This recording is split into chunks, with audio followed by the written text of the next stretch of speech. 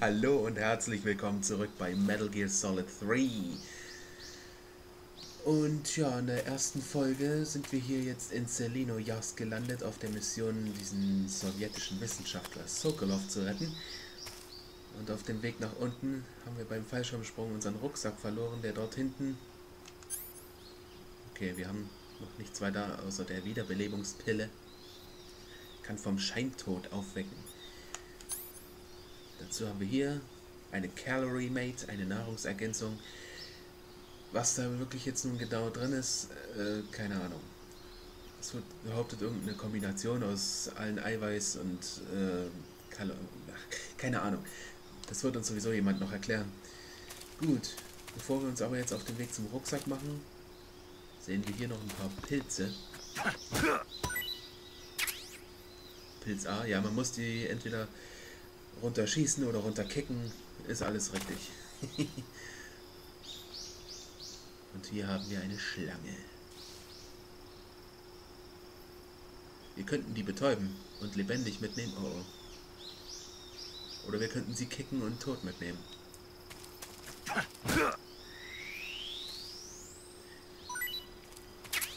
Schlange H.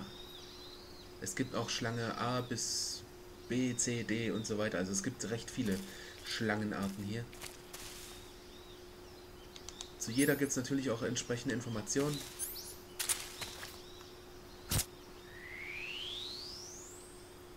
Jetzt habe ich es mal mit dem Messer probiert. So, nochmal Schlange H.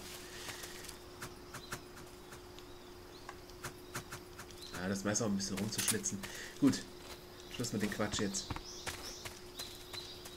So, wir müssten jetzt dort durch, um zum Rucksack zu kommen, aber es gibt hier noch einen Weg rechts, wo ich eher lang möchte. Denn hier oben liegt noch was rum. Lebmed. Von der UdSSR entwickelt, stellt Leben wieder her. Und ihr seht, die Lifebar ist ein bisschen klein geraten, ehrlich gesagt. Aber naja, gut. Ist eben auch normal so. So, dort oben haben wir unseren Rucksack. Und wie es uns der Major Tom als Codename natürlich empfohlen hat, werden wir hochklettern, einfach den Rucksack nehmen und fertig. Lustig. Gut.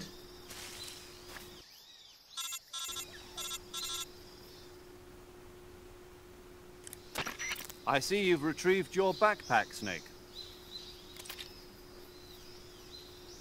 To equip a weapon, it's necessary to take it out of your backpack. In the survival viewer, choose Weapon from the backpack. Your available weapons will be displayed in a window in the upper left. From that list, choose the weapon you want to equip and press the Enter button. For other equipped items, just do the same thing from Item. Got it. Use the survival viewer backpack. Yep, that's right. Survival is fundamental to this mission. After you've been out in the field for a while, your stamina will start to drop. If your stamina gets too low, it'll affect your performance. You won't be able to shoot accurately, for example, and your wounds won't heal as smoothly. Keep an eye on your stamina so you don't run out. To recover lost stamina, you can hunt for local flora and fauna. You can use either your tranquilizer gun or your knife to hunt. My only weapon is a Mark 22 Hush Puppy tranquilizer gun? That's right. It's been fitted with its own suppressor. However, the suppressor will deteriorate every time you fire. Once its durability reaches 0, the noise suppression effect will be gone. So don't get too trigger happy with it. The suppressor's durability is shown in the icon. Any weapons and equipment beyond what you're carrying now, you'll have to find as you go. I have to find my own weapons and equipment? Whose crazy idea was this anyway? Solo covert actions are standard Fox operating procedure. You can't leave any traces of your presence. No weapons, equipment, footprints, sweat, or bodily waste.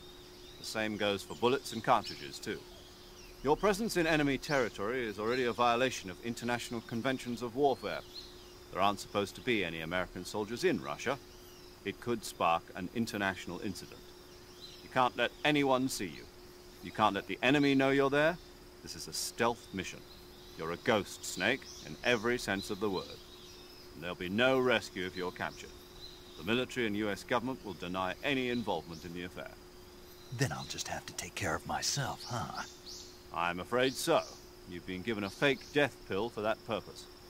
SIS guidelines stipulate that soldiers on covert ops like this one be issued a potassium cyanide capsule. Tape it to your body so you can take it when you need to. How generous of you. Use it if you're taken prisoner by the enemy. It'll send you into a state of false death for a short time. Fooling them into thinking that I'm really dead. So, how do I come back to life? Just take the revival pill. You mean that thing they put in my tooth before the mission? That's the one. But be careful. If you remain in a state of false death for too long, nothing will be able to bring you back. Remember that. I'll keep it in mind. You said this was a solo mission, right? Right. I guess that means I can't count on any reinforcements. Correct. The mission rests entirely in your hands. A real one-man army. Relax. There's a support team ready to back you up over the radio. Who? I'll introduce them to you. This time, survival is of utmost importance. The first member of the support team will be in charge of monitoring your physical condition, acting as a medic, so to speak, as well as recording your mission data. She's a member of Fox as well, and she's here on the gunship with me. She? Hello, Snake. I'm paramedic. Nice to meet you. Paramedic. As in a medic who comes in by parachute. Aren't you going to tell me your real name? Are you going to tell me yours, Mr. Snake? My name, huh? It's John Doe. And they call you Jack for short. You're a regular Captain Nemo. A name means nothing on the battlefield. After a week, no one has a name. What's your name? Jane Doe. Very funny. I wasn't joking, but I'll tell you my name only if you manage to make it back alive. My frequency is 145.73. She's also in charge of recording your mission data. Whenever you want to save, send a message over the reserved save frequency, 140.96. So saving lets me record my mission data. That's right. It also records the state of your health. Good to know. There's one more person I want to introduce you to, Snake. Huh? Speaking of snakes, you remember the boss, don't you? A legendary soldier and your mentor. Actually, it was the boss that got the DCI's authorization in the first place. She's going to be serving as Fox's mission advisor. Boss is? She also helped me plan this mission. She and I were at SAS together. Jack, is that you? How many years has it been? Boss? That's right. It's me. Talk to me. Let me hear your voice. It's been 5 years, 72 days, and 18 hours. You've lost weight. You can tell just by the sound of my voice. Of course I can. I know all about you. Really? Well, I don't know anything about you. What's that supposed to mean? Why'd you disappear on me all of a sudden? I was on a top-secret mission. You didn't need me anymore. But there were still so many things I wanted you to teach me. No. I taught you everything you needed to know about fighting techniques. I taught you all I could. The rest you needed to learn on your own. Techniques, sure. But what about how to think like a soldier? How to think like a soldier? I can't teach you that. A soldier needs to be strong in spirit, body, and technique. And the only thing you can learn from someone else is technique. In fact, technique doesn't even matter. What's most important is spirit. Spirit and body are like two sides of a single coin. They're the same thing. I can't teach you how to think. You'll just have to figure it out for yourself. Listen to me, Jack. Just because soldiers are on the same side right now doesn't mean they always will be. Having personal feelings about your comrades is one of the worst sins you can commit. Politics determine who you face on the battlefield. And politics are a living thing. They change along with the times. Yesterday's good might be tomorrow's evil. Is that why you abandoned me? No, it had nothing to do with you. I already told you, Jack. I was on a top-secret mission. A soldier has to follow whatever orders he's given. It's not his place to question why. But you're looking for a reason to fight. You're a natural-born fighter, but you're not quite a soldier. A soldier is a political tool, nothing more. That's doubly true if he's a career soldier. Right and wrong have no place in his mission. He has no enemies and no friends. Only the mission. You follow the orders you're given. That's what being a soldier is. I do whatever I have to get the job done. I don't think about politics. That's not the same thing. Sooner or later, your conscience is going to bother you. In the end, you have to choose whether you're going to live as a soldier or just another man with a gun. There's a saying in the Orient, loyalty to the end. Do you know what it means? Being patriotic. It means devoting yourself to your country. I follow the president and the top brass. I'm ready to die for them if necessary. The president and the top brass won't be there forever. Once their terms are up, others will take their place. I follow the will of the leader, no matter who's in charge. People aren't the ones who dictate the missions. Then who does? The times. People's values change over time, and so do the leaders of a country. So there's no such thing as an enemy in absolute terms. The enemies we fight are only enemies in relative terms, constantly changing with the times. As long as we have loyalty to the end, there's no point in believing in anything, even in those we love. And that's the way a soldier's supposed to think? The only thing we can believe in with absolute certainty is the mission, Jack. All right, but do me a favor. What is it? Call me Snake. Snake? Oh, right. Your codename is Snake. It suits you well. That's right. The legendary unit that the boss put together during World War II was a snake. The Cobra unit. A group of heroes that brought the war to an end and saved the world. As long as you've got a legendary hero backing you up, you'll be fine. Isn't that right, Snake? Yeah. I can't think of anyone else I'd rather have with me. Oh, and one more thing, boss. Yes? It's good to hear your voice again. Same here. After all, who knows if either of us will make it out alive? Snake, you are always best at urban warfare and infiltrating buildings. But this is the jungle. Survival is going to be key. Those CQC techniques I taught you are sure to come in handy. CQC? Close quarters combat, huh? I've been in the Green Berets for the past few years. I'm probably pretty rusty. Not to worry. I'll be here to help you remember. After all, this is your first actual survival mission. I'll be supporting you over the radio. Where are you, boss? Next to the Major? The boss is communicating with us by radio from aboard a Permit-class submarine in the Arctic Ocean. My frequency is 141.80. Call me if you need my advice on battle techniques. Gotcha. Your mission is to retrieve Dr. Sokolov. Dr. Sokolov is being held in an abandoned factory located to the north of your current position. Avoid heavy combat and don't let anyone see you. Don't forget that this is a stealth mission. The boss. Snake, try to remember some of the basics of CQC.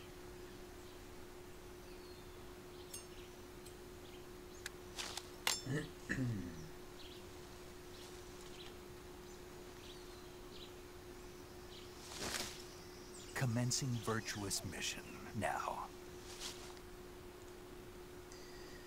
Ach ja, der Boss. Krassester Charakter, den ich bisher in einem Game gesehen habe und überhaupt.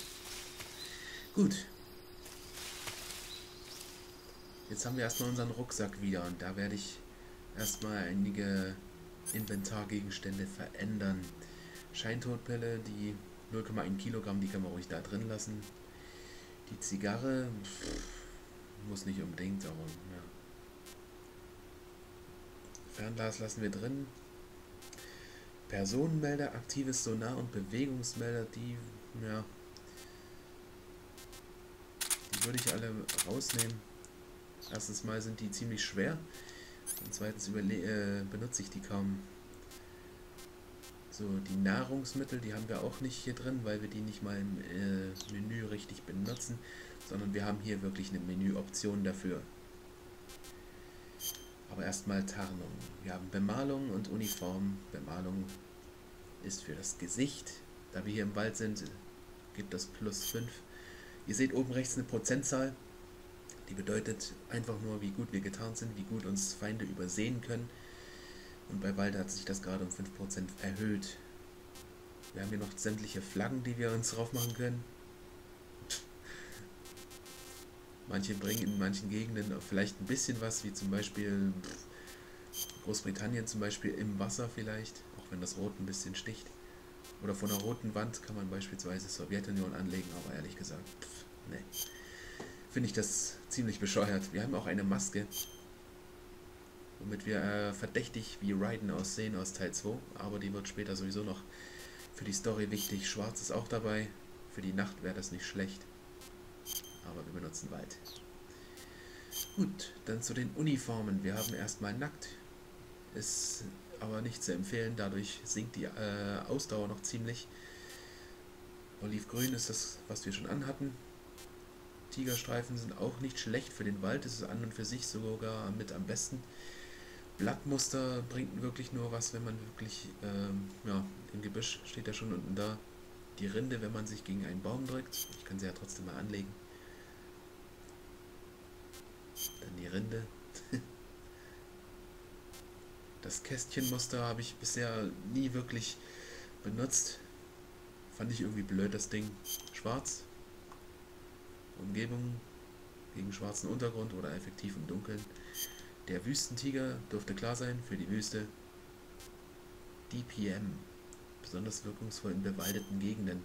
Kann man zum Beispiel jetzt auch anlegen. Hat sogar, glaube ich, noch einen speziellen Effekt. Es bietet ausgezeichnete Deckung im Wald und verdoppelt die natürliche Wiederherstellung von Leben. Diese Rüstung oder Uniform, ich nenne es schon Rüstung, die gab es im normalen Metal Gear Solid 3 nicht. Die ist jetzt hier neu in der, genauso wie Flecktarn. Besonders wirkungsvoll auch in bewaldeten Gebieten. Was bietet die noch? Sie verhindert zudem Batterieverbrauch. Nicht schlecht. Auscam. Wirkungsvoll vor weißem Hintergrund. Die ist auch neu. Träger erleidet bei Angriffen zudem nur 2/3 des Schadens. Das ist nicht schlecht. Also diese Wüstentiger war, glaube ich, auch was Neueres, ja. Wenn diese Uniform getragen wird, nutzt sich ein ausgerüsteter Schalldämpfer nicht beim Schießen ab. Das ist zum Beispiel gar nicht so schlecht.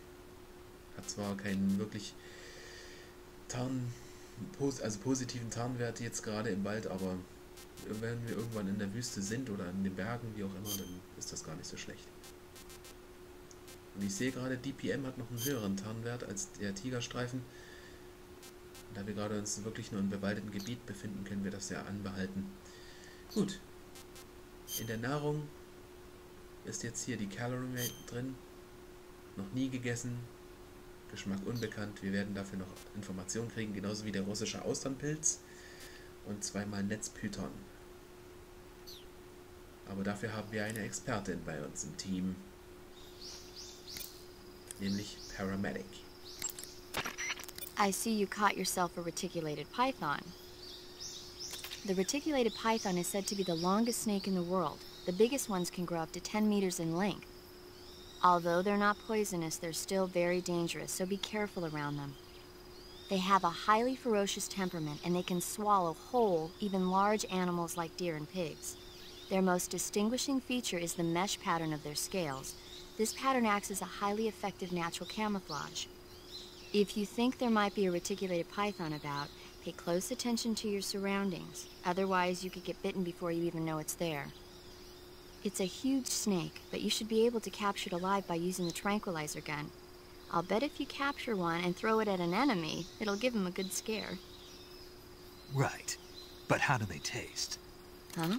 Do they taste good? You're actually going to eat one. Why else would I be asking? Cannibal. What was that? Nothing. Let's see what the guide says. Ah, you're in luck. It says they taste pretty good. Good. I can hardly wait. Ja, er fragt immer nach dem Geschmack. Die Details von den Tieren, die interessieren ihn eigentlich weniger. I see you found some Russian oyster mushrooms. The Russian oyster mushroom is an edible variety that belongs to the Shimeji family. It's known to be particularly rich in vitamin B1 and niacin. Apparently, it's usually found growing on tree stumps and hollow logs, so look there if you want to eat some. Okay, nach dem Geschmack diesmal nicht wirklich gefragt. Keine Ahnung. Camouflage is an indispensable tool when you're sneaking through the jungle. To use camouflage, first press the start button to go to the survival viewer. Ja, die üblichen Then Anweisungen. select cam. Das wissen wir ja schon. Snake, that area is inhabited by the giant anaconda. Oh. The giant anaconda is believed to be the largest snake in the world in terms of weight and diameter. It's not poisonous, but its large size makes it extremely powerful. They say it even eats crocodiles. Its only natural predator is man. And snake. And snake. The giant anaconda is a very large snake, but you should be able to capture it alive using the tranquilizer gun. Got it. So how does it taste? I knew you were going to ask me that. Glad I didn't disappoint you. So? Well, the guide says it tastes all right. Good. I'll have to try some. Ja, sie ist ein bisschen angewidert von seinem Enthusiasmus, was Tiere oder Schlangen und Geschmäcker angeht. The gauge below your life gauge is your... Ja, das sind Standardoptionen. Snake, that area is inhabited by magpies. Magpies are members of the crow family. They're distinguishable by their beautiful dark blue and white bodies and their long tails. Their favorite food is insects, but they'll also eat small fish, acorns, and fruit. They're omnivores, which means... They'll eat anything. Right, just like you, huh?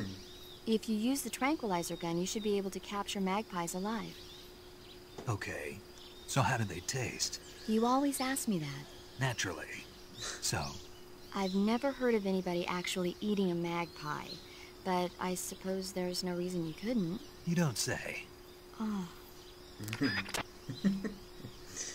So, aber was sagst du über die Calorie Mate Paramedic? Snake, that area should be inhabited by tree frogs. The tree frog is a green frog that's found throughout Asia. It's arboreal, spending most of its time in shrubs and bushes. Use the tranquilizer gun to catch one alive. I bet you could scare an enemy good if you toss one at him. But the tree frogs that live in that jungle are a lot bigger than ordinary tree frogs. They've got an appetite, huh? You've got a one-track mind, don't you? But seriously, that is one theory. However, there are people who think it's a mutation caused by nuclear testing and waste from the research facility. Do you think they're safe to eat? Is that all you ever think about? What else is there? Lots. Like what? Like why a frog would get so big in the first place. Whether it's a temporary phenomenon created by a unique environment, or a permanent mark of evolution, or a product of the toxic waste coming out of the research facility. If it is the waste that's causing it, then it means humans are interfering with the ecosystem. It really makes you think about the changing relationship between... This isn't interesting. Oh, fine. Be that way. So, how about it? You mean, is it edible? Yeah. Well, I guess it's probably okay. Probably. I don't know. The guide doesn't say anything. Pretty useless guide, if you ask me. Well, try one for dinner and you can help improve it. I see you have a calorie mate. Calorie mate? The thing you're holding now? Oh, the little block that looks like a cookie? Try it, it's pretty good. Okay. But what is this thing? Never seen anything like it. Calorie Mate is an energy supplement that contains all the proteins, lipids, vitamins, carbohydrates, and minerals needed for a balanced diet. It's a well-balanced food. Because of that, it's just perfect for giving your body the nutrition it needs in combat. It sounds like a space-age food. Real astronaut food is not very good, but that should taste fine. Yeah, and it'll help balance out all this jungle food I'm eating. It's easy and quick to eat, so it's perfect when you're running late for an important mission in the morning. I've never been late for a mission. Really? Aren't you always keeping people waiting? Huh? It's easy to keep track of your calorie intake and receive the nutrition your body needs, so it's good for losing weight, too. All of the geisha girls in Japan use it for watching their calories. Is that why they're all so slim? Right. And any diet where you eat nothing at all is bad for the body. I see. You seem to know a lot about Japan, don't you? Yes, I love Japan. Mhm. Haben wir was gemeinsam. Gut. Jetzt haben wir hier fast die ganze Folge nur verquatscht. Wir sind hier immer noch im Startgebiet. Wir sollten mal ein Gebiet weitergehen. Oh, ich sehe gerade, 25 Minuten sind gerade vorbeigegangen. Das heißt, ich werde hier wieder die Folge beenden, aber diesmal werden wir auch speichern. Das heißt, wieder Paramedic. Saving the game, Snake? Jupp.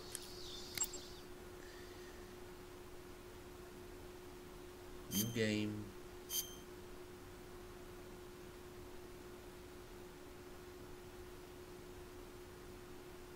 Natürlich wird auch sie wieder noch was dazu erzählen. Hey, Snake, you ever heard of Godzilla, King of Monsters? Jawohl. No, what is it? It's a movie. You haven't seen it? Nope. It's about this monster called Godzilla, who grows to an enormous size in a nuclear test and goes on a rampage in Tokyo. Nuclear test, huh? Then the Marshall Islands must be crawling with giant monsters right about now. It's just make-believe. Maybe that's why my pants have been so tight lately. Snake, it's a movie, not a report out of Los Alamos. I know. So then what happened? Godzilla is immune to all weapons, and humanity has no way to stop the monster. Dr. Shirazawa develops a new type of weapon, but meanwhile, Godzilla is getting closer and closer to Tokyo, obliterating everything in its path. It was originally a Japanese movie, but they made an American version, too. I recommend seeing the original Japanese one if you ever get the chance. It's mostly mindless fun, but it's also got a serious anti-nuke message as well. Where can I see the original? You'll just have to go to Japan. Really? That's too bad. Well, if you wait 40 years, you might be able to see it in America, too. Why's that? 2004 will be Godzilla's 50th birthday. You think they're still going to be making Godzilla movies then? Of course! Everybody loves Godzilla. You sure know a lot about movies. I don't suppose you're the movie-watching type, are you? Not really.